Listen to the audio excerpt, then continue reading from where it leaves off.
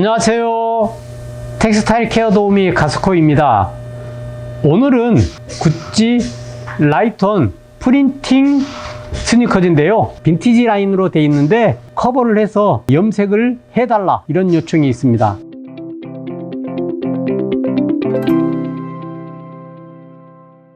빈티지 라인이기도 하지만 실은 오염이 좀 많이 된 상태예요.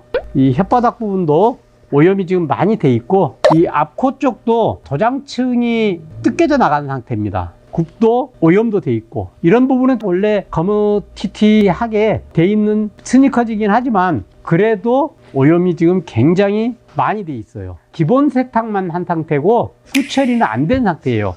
이 운동화 클리너를 이용을 해서 세탁을 해도 남은 얼룩들을 제거를 해보는 걸로 하겠습니다. 운동화 클리너로 어느 정도는 깨끗해지지만 새 신발 같은 그런 느낌을 살리기 위해서는 염색을 해야 됩니다. 흐르지 않을 정도로 묻혀 주시고요. 그리고 자, 이 부분을 한번 닦아 볼게요. 좀 닦아 보겠습니다.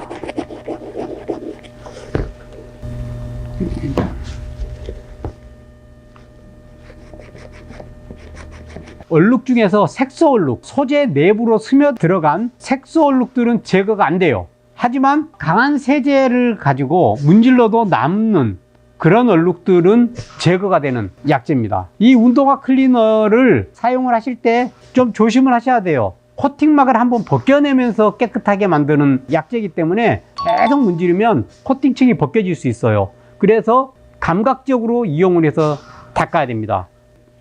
닦이는 거 보세요.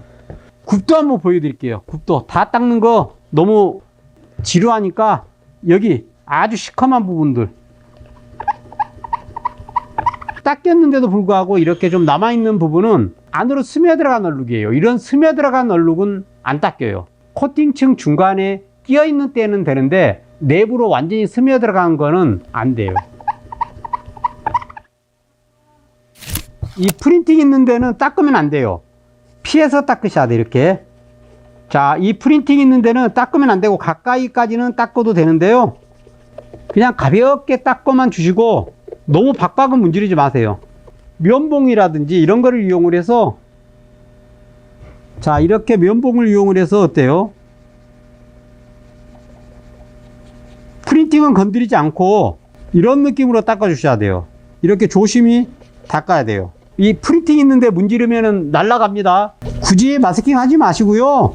마스킹을 하면 또 안 보이잖아요. 그러니까 이렇게 좀 조심히 닦는 작업만 해도 사실은 힘든 작업이에요. 이거 운동화 클리너를 이용을 해서 닦았습니다. 그래서 이렇게 비교를 해보면 확 차이 나죠. 이 부분은 도장층이 마찰 때문에 떨어져 나간 상태고요. 이런 거뭇거뭇한 부분은 프라이머를 바르고 시작을 하겠습니다. 자, 프라이머 간단하게 흔들어 주시고 표면 세척제는 운동화 클리너로 클리닝을 한 상태이기 때문에 굳이 사용을 하지는 않겠습니다. 프라이머 바를 때는 쳐대주면서 세게 발라주세요. 이렇게. 그래야지 내부로 스며들어가겠죠. 아무래도 물리적으로. 자, 이렇게 쳐대주시고 자, 이렇게 프라이머를 발라봤는데요. 기초 작업이 조금 아쉬운 점이 있습니다. 이 부분에 지금 거뭇거뭇한 부분이 도막이 떨어져 나간 부분과 도막이 붙어있는 부분이 약간 단차가 있습니다. 그 단차를 줄여주기 위해서 600번 정도 되는 사포를 이용을 해서 갈아주겠습니다. 조금 갈아줘야 돼요. 그래서 단차를 줄여줄 필요가 있고요. 이 기초 작업이 굉장히 중요해요. 염색에 있어서 중요한 건 제일 중요한 게 기초 작업이에요. 그 다음에 염색약이고요. 그 다음에 테크닉. 순서를 말씀드렸지만 세 개가 잘 결합이 돼야 돼요. 먼지를 한번 털어내세요. 자, 먼지 한번 털어내시고 그 다음에 프라이머를 한번 발라주겠습니다. 프라이머를.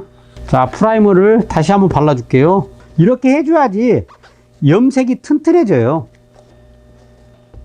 이렇게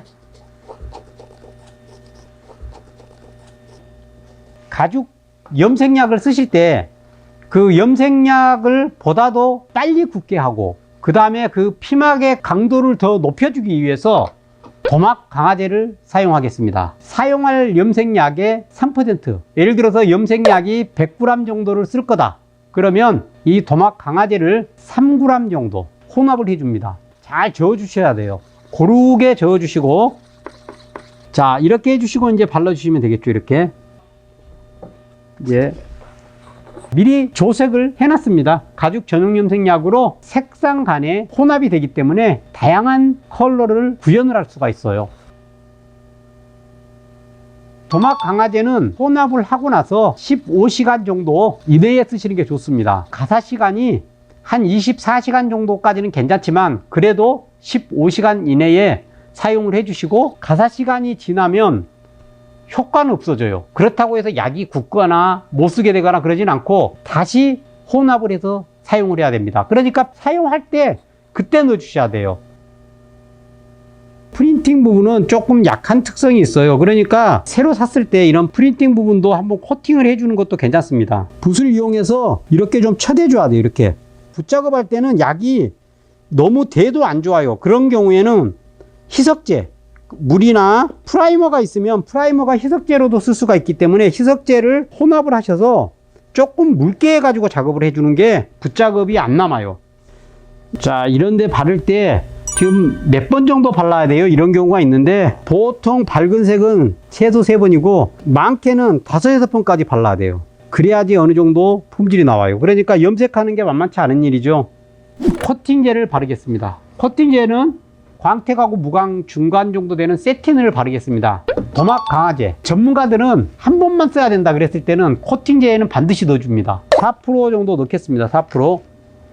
약간 물막이 형성이 되는 정도로 흐르지 않고, 흐르게 바르면 안 돼요. 그러면 흐르는 자국대로 마르게 되고 그러면은 표면이 고르게 되지 않고 울탕불탕하게 되거든요. 그래서 흐르지 않을 정도지만 물막이 형성이 되도록 다 전체를 연결해 주시는 게 좋아요. 이 코팅제를 5번씩 바르는 분이 있는데요. 그렇다고 해서 좋은 거 아닙니다. 코팅제는 2, 3번 정도. 전용 염색약이라든지 염색제라든지 이런 것들은 코팅제를 사용을 하게 약품이 개발이 됐습니다. 전처리 단계는 잘 해야 되는 거고요. 프라이머, 가죽 전용 염색약, 코팅제까지 이렇게 3개가 작업이 됐을 때 그 내구성이 높아집니다. 가죽 코팅제는 필수적으로 광도 선택을 해서 코팅제는 발라주셔야 돼요. 자, 비교를 한번 해볼게요. 기존보다는 광을 조금 냈습니다. 새 신발하고 이제 사용한 신발을 비교하는 느낌이 드네요. 이 영상이 여러분들에게 작은 도움이 되었으면 좋겠습니다. 이상입니다.